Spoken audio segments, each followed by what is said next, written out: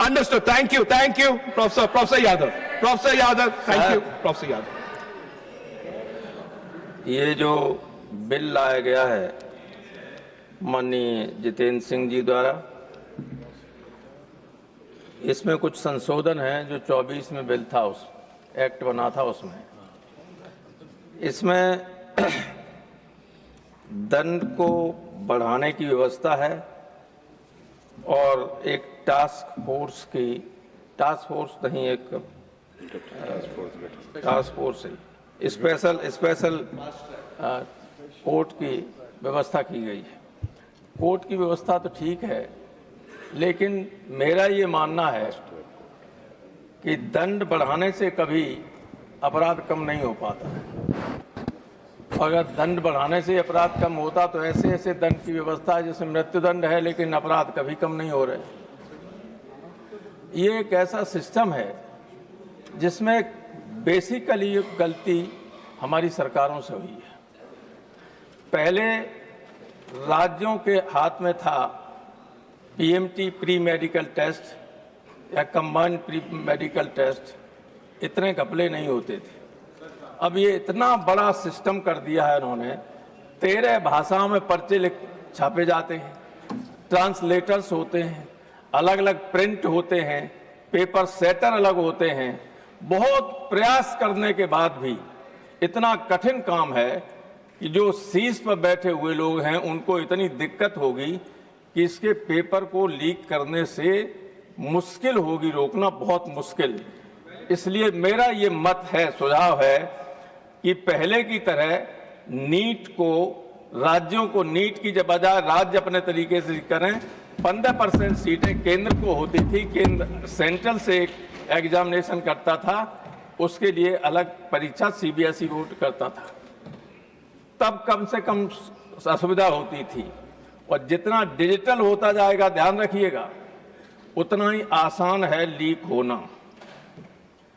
अभी एक जगह भर्ती हुई थी, बहुत बढ़िया भर्ती हुई, और एक लड़के ने किसी तरीके से पहले से टॉयलेट में अपना फोन पेपर में लपेट के रख दिया था, और उससे जुड़ा हुआ जो लड़का था, जो सेट किया गया था, वो पेपर लेके जा रहा था टॉयलेट।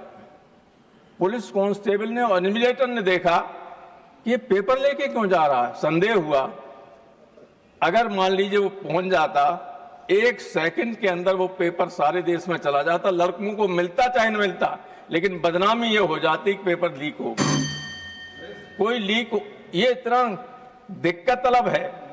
और जब से आप लोगों ने ऑब्जेक्टिव सब कर दिए हैं, तब से चाहे एक दिन कोई न पढ़े तब भी टिक मार कराएगा तो 100 में 50 सही हो जाएंगे। डेस्क्रिप्टिव रहा ही नहीं कुछ भी। तो पहला मेरा सुझाव है कि नीट को खत्म कीजिए, राज्यों को इसका अधिकार दीजिए, 15% सीटें केंद्र अपनी अलग से सीबीएसई बोर्ड के जरिए कराए, वो करे। इसमें अभी जो एनटीए है उसकी स्थिति ये है कि कुल स्वीकृत पद हैं 39, रिक्त पद हैं 15, कार्यरत 24 हैं, संविदा पर 73, आउटसोर्सिंग पर 124, कुल कार्यरत अधिकारी और कर्मचारी हैं 221।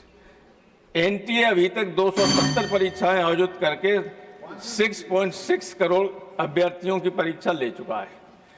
अब ये जो आउटसोर्सिंग वाले हैं, जानते हैं कभी भी हट सकते हैं, कॉन्ट्रैक्ट वाले जानते हैं कभी भी हट सकते हैं, इनकी कोई ज्यादा जिम्मेदारी अपनी महसूस नहीं करते, लूट सके तो लूट। Yadav please conclude please. तो आप कैसे रोक सकते हैं? सारा टाइम इन्हीं को दे दीजिए, सारा टाइम दे दीजिए, हमारा टाइम वो भी BJP. So one speaker, okay, one speaker. अच्छा, दूसरे वन स्पीकर 10 मिनट, एक 6 minutes 10 minute sir, please sir, others have been given 10 minute, please कोई बात। Let's not argue please.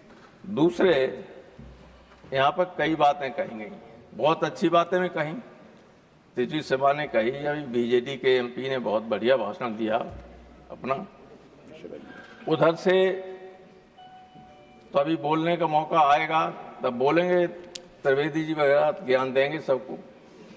मैंने अभी अपने एक माननीय सांसद को सुना, ब्रजलाल जी को। मैं आपको ये बताना चाहता हूं कि कांग्रेस के जमाने से लेकर अब तक उत्तर प्रदेश के कुछ लोग केवल मुलायम सिंह का विरोध करके या समाजवादी पार्टी का विरोध करके दिल्ली में राजनीति करते रहे। उनकी रोटियां चलती रहीं केवल मुलायम सिंह और समाजवादी पार्टी के विरोध। Yes. पहले कांग्रेस के जमाने में भी थे, हमारे यहाँ पर मंत्री बन जाते थे, अब बीजेपी में भी है। एक बार उत्तर प्रदेश में एक एमपी को मुख्यमंत्री के आवास से गिरफ्तार किया गया। उत्तर प्रदेश के एक बहुत बड़े अधिकारी प्रेस कॉन्फ्रेंस करके बता रहे थे, बहन जी ने कहा ये तो बीएसपी का है, तो उन्होंने कहा कि इन्हें पार्टी से निकाल दिया गया है। उनकी उन अधिकारी की शक्ल बिल्कुल ब्रजलाल जी से मिलती थी। जो सत्ताधारी दल के एमपी को डीजीपी रहते हुए निकाल सकते हैं, तो आप समझिए इनकी बातों का क्या भरोसा किया जाए। और हम तो इसलिए इनकी बात का कोई बुरा नहीं मानते, क्योंकि इनकी लॉयल्टी पर ही हमें संदेह है। कभी किसी के लॉयल रहे, कभी किसी के लॉयल रहे, जो किसी का लॉयल नहीं रहता उस पर कोई संदेह नहीं। मैं अलाउ करूंगा। इसलिए इन्होंने जो कहा इसको मैंने अदरवाइज नहीं लिया, क्योंकि इसको कोई आदमी सीरियसली ले नहीं सकता। इसमें 90% बातें गलत थी। एक बात ध्यान रखिएगा, जो आपने कहा कि मुलायम सिंह ने ये कहा था, तब भी एजुकेशन, तत्कालीन एजुकेशन मिनिस्टर जिन्होंने ये कानून बनाया था कि लड़के लड़कियां नकल करती पकड़े जाएंगे, हथकड़ी डाल के ले जाएंगे, आपको मालूम क्या हुआ था?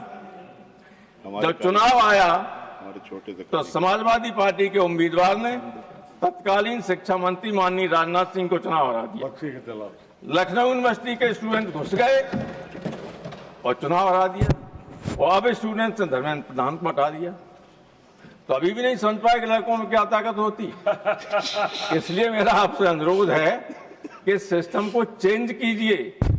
वैसे भी हेल्थ नड्डा साहब राज्य सरकार का राज्य सूची का विषय है, ये उन्हीं को करने दीजिए, क्योंकि ये सर पे इतना सब वोट लिए हुए। 15% सीटें अपने हाथ में लीजिए, सीबीएसई से चुनाव कराइए, सिस्टम को ठीक कर दीजिएगा। बहुत बहुत धन्यवाद। बहुत शुक्रिया।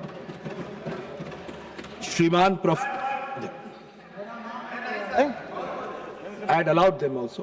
तो इसलिए कृपा करके उस नाम को निकाल दीजिए, क्योंकि मैं नहीं था। अगर मेरा नाम लिया गया तो मैं उसको कहता वो 100% गलत है। We'll examine it. और एक चीज और श्रीमान जी, जब वो एक्ट बना कल्याण सिंह जी लाए, सुनिए, तो कोई हथकड़ी नहीं लिखा जाता, हथकड़ी लगाई जाएगी। That case was cognizable and non-available, not a हथकड़ी. It is never written in any act. In any act. Thank you. Thank you. उपसभापति महोदय, Dr. Britas had sent me a message. Dr. Britas sent me a message. He wanted to say something. Anyway, Shriman Praful Patel ji.